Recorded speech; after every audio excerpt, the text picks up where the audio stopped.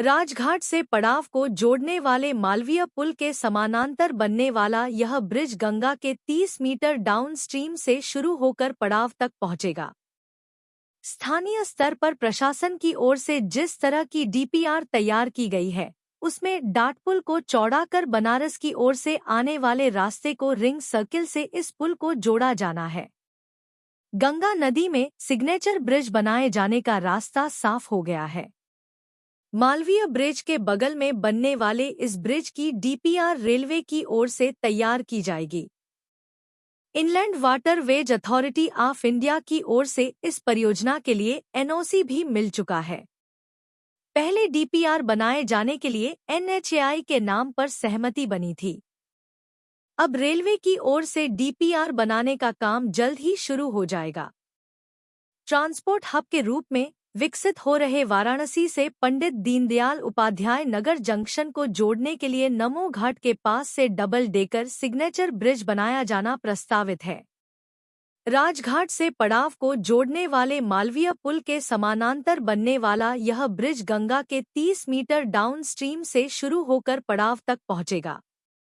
स्थानीय स्तर पर प्रशासन की ओर से जिस तरह की डीपीआर तैयार की गई है, उसमें डाटपुल को चौड़ा कर बनारस की ओर से आने वाले रास्ते को रिंग सर्किल से इस पुल को जोड़ा जाना है।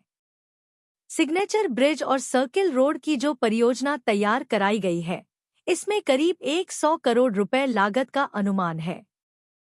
सिग्नेचर ब्रिज से बिहार और पीडीडीयूनगर सहित अन्य शहरों से काशी की कनेक्टिविटी मजबूत हो जाएगी। अब सिग्नेचर ब्रिज की डीपीआर डिटेल प्रोजेक्ट रिपोर्ट जारी होने के बाद टेंडर की प्रक्रिया के भी जल्द ही शुरू होने की संभावना है। सिग्नेचर ब्रिज का काम 3 फेज में पूरा कराया जाएगा। इसमें पहले फेज में व्यासनगर काशी स्टेशन की यार्ड रिमॉडलिंग होगी। इसके बाद दूसरे फेज में पीडीडीयू नगर व्यासनगर आरओबी डीएफसीसीआईएल का निर्माण होगा। इसके बाद तीसरे फेज में वाराणसी काशी व्यासनगर रेलखंड पर तीसरी और चौथी लाइन बिछाई जाएगी। उत्तर रेलवे के लखनऊ मंडल के डीआरएम के निर्देशन में डीपीआर बनाए जाने की दिशा में काम भी जल्द ही शुरू हो जाएगा।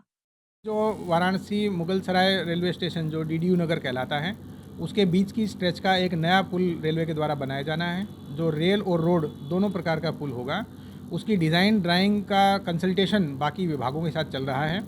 अब आने वाले सप्ताह में ही रेलवे के द्वारा एक मीटिंग सीख गई है। पहले भी पिछले महीने मीटिंग की गई थी, जिसमें जितने भी कंसर्न डिपार्टमेंट हैं, उसमें हमारे पीडब्ल्यूडी है, एनएचएआई है, नगर निगम है, वाराणसी डेवलपमेंट अथॉरिटी है, सिंचाई विभाग है, और इसके अलावा जो नगर निगम का क्षेत्र रामनगर साइड में भी है, सारे विभागों की समन्वय बैठक हुई थी। उसका जो डिज़ाइन ड्राइंग है सब विभागों को दिया गया था। उनके ऑब्जेक्शंस और उनके सुझाव उसके ऊपर मांगे गए थे। वो सारे के सारे एक्सचेंज हो चुके हैं। अब उसमें जो अंतिम रूप निकल के आ रहा है, उसके बारे में ही चर्चा होकर अगले हफ्ते मीटिंग होगी। मुझे लगता है आने वाले 1-1.5 महीने में इसका सारा डिज़ाइन ड्राइंग अगर फाइनल हो जाता है, तो जल्दी ही फिर इसका जो टेंडर कोटेशन जो भी प्रक्रियाएँ चलती हैं वो पूरी होंगी, और उसके बाद जल्दी ही शायद मुझे लगता है 3-4 महीने बाद इसका कंस्ट्रक्शन चालू होगा। इसके चालू होने के बाद जो रेल खंड है उसके ऊपर बहुत बड़ा रिलीफ मिलेगा।